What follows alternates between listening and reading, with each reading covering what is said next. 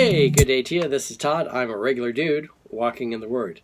Hey, we're going through Ephesians right now, and we are talking about relationships with husbands and wives. Okay, we talked about, the first episode we did on this, we talked about submitting to one another. Okay, and if we do that, that takes care of a whole lot of problems right there. Then the next day we talked about how wives are to be submissive to their husbands. And then we spent, that was a short episode, and then we had a much longer episode yesterday when we were talking about how husbands are supposed to treat their wives, okay? And it's basically, you need to love your wife and then bring her in fellowship with Christ. And in order to do that, we need to be praying together, we need to be doing Bible study together, and praying together. So, all those things. And then today I wanted to focus on chapter 5, verse 31. And we're going to be doing that for the next 2 days because that's a huge concept here that the world has taken and forgotten about, really. But we as Christians need to have this principle and hold on to it dearly, okay? And it's the principle of the two becoming one flesh. And it's taken from Ephesians 5, verse 31. So let me read here Ephesians 5:31. It says this: "For this reason a man will leave his father and mother and be united to his wife, and the two will become one flesh." Okay. So when I'm doing a wedding ceremony, that's part of the when I'm giving my teaching or whatever during the wedding. This is part of it. The two shall become one flesh. So you're not one person now, but you're two people. So imagine here I have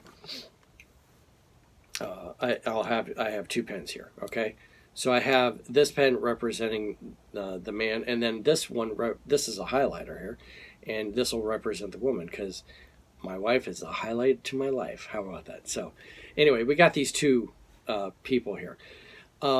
When you get married, before you get married, you're doing your own thing. It's all about you and what you want to do, okay? And your wife is the same way. Before she's married, she's not tied down to anybody. I mean, she might be still under her parents and so forth, but really she's independent and can do what she would like to and so forth. Okay, so you have two independent people here. All right. And also, these two independent people should be growing in Christ independently, all right, and not relying on someone else. Like, oh, you gotta teach me, or I'm gonna, fail.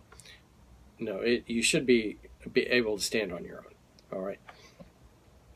So you have these two people. When the marriage happens, those two people are now one flesh. Okay, so they make decisions together as to what we're going to do. If we have something we're spending money on, we make this decision together. If there's a vacation, we make the decision together. Okay. If I was to make the decision, it'd be like, we're going to go do this triathlon, in Hawaii, and Myrna would be like, no, we're going to go to to New England and see the leaves change or something like that. So it's not two separate things. We're not each going on separate vacations. We're doing things together. And so we might compromise and go, let's go see the leaves change in Georgia or whatever. But anyway, it's together. There's a book that Miles Monroe wrote. Miles Monroe is an author. He's a pastor. This is the book.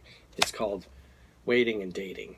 He also wrote another book called Engaged, Married, or Single, Engaged, Married, and Divorce. Separated and Divorce. I think all that in there. So two books that they're similar, but I like his teaching.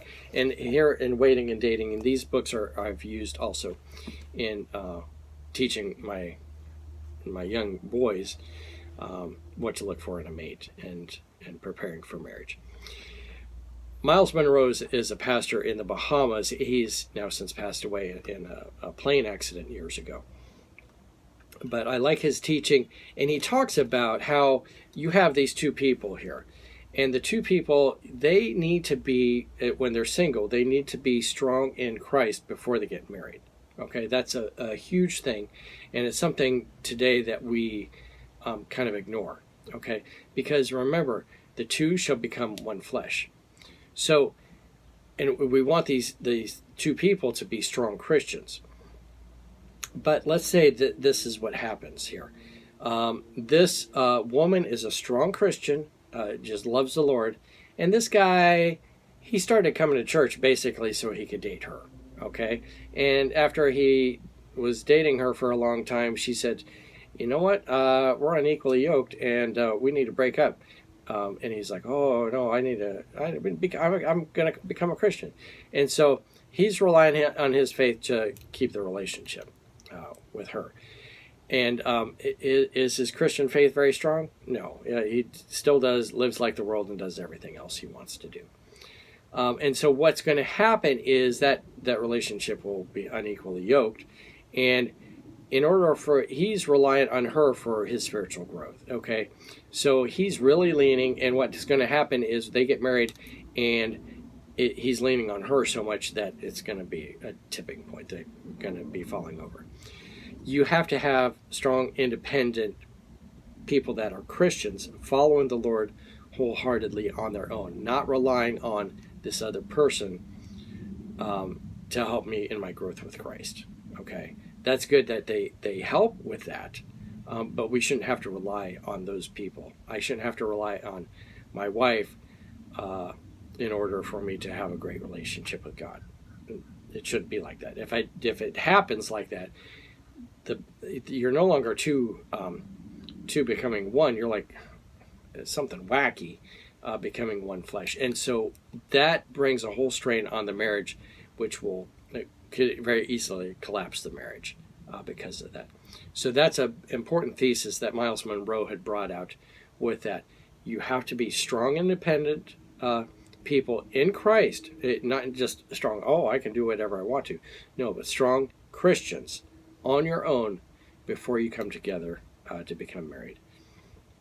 And so that's what we're talking about. The two shall become one flesh, a very important principle that we need to remember with that. All right, thank you for watching. I'm just a regular dude walking in the Word, and I look forward to seeing you tomorrow as we further discuss this principle of the two becoming one flesh. Lord's blessing. I'll see you tomorrow.